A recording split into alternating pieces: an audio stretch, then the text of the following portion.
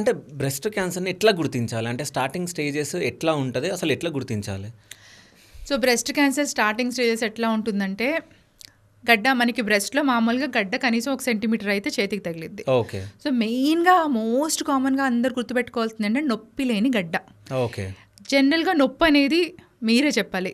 బెనిఫిటా కాదా? Is it good to the person are not? నొప్పి అనేది మంచిదా కాదా? Simple question.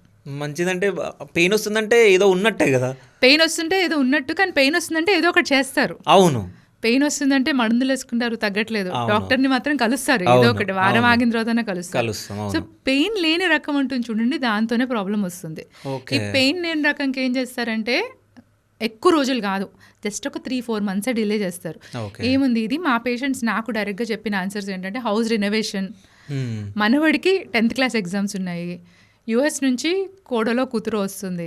సో ఇవన్నీ అయిన తర్వాత నేను చూసుకుంటాను, ఎందుకంటే ఇది నొప్పి లేదు, చిన్న గడ్డే. హ్మ్. సో అది వెరీ ఇంపార్టెంట్. నొప్పి లేని గడ్డ అనేది మోస్ట్ కామన్ ప్రెజెంటేషన్. ఓకే. ఆ నొప్పి లేని గడ్డ వచ్చినప్పుడు వెంటనే వచ్చినంటే పరిగెత్తుకుంటూ మా దగ్గరకు వచ్చేయమని అనట్లేదు. హ్మ్. 3 వారాలు అయింది తగ్గలేదు, ఒక డాక్టర్ కన్సల్టేషన్ ఇంపార్టెంట్. 3 ఓకే. వారాల కంటే ఎక్కువ వెయిట్ చేయకూడదు. హ్మ్. ఇది కాకుండా మనం మిగతావి ఏమనుకుంటాం అంటే శంకలో కూడా గడ్డలు ఉంటాయి. ఓకే. బ్రెస్ట్ క్యాన్సర్ రేర్గా రొమ్ములో కాకుండా శంకలో గడ్డల్లా కూడా వస్తూ ఉంటుంది. ఓకే.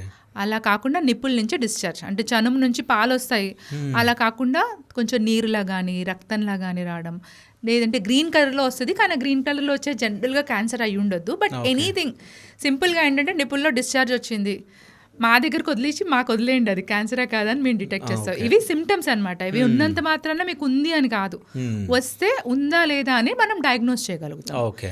ఇవి కాకుండా మనకి ఇంకా బ్రెస్ట్ క్యాన్సర్లో చెప్తారు అంటే చనుము ముందుకు లోపలికి కుంగిపోయినట్టు అవ్వడం కానీ, సైడ్కి వెళ్ళడం కానీ, ఇంకా చర్మం అంతా నారింజ బత్తాయిలాగా ఇలా హోల్స్లా అయిపోతుంది, అలా అవ్వడం కానీ, ఇవన్నీ అడ్వాన్స్డ్. ఓకే. ఆ స్టేజ్లో మీరు కనిపెట్టి మా దగ్గరికి రావాల్సిన అవసరం లేదు. అర్లియస్ట్ రొమ్ములో నొప్పి లేని గడ్డ మోస్ట్ కామన్ అండ్ ఎర్లియస్ట్, ఇది ఒక్కటి గుర్తుపెట్టుకోండి చాలు. ఓకే.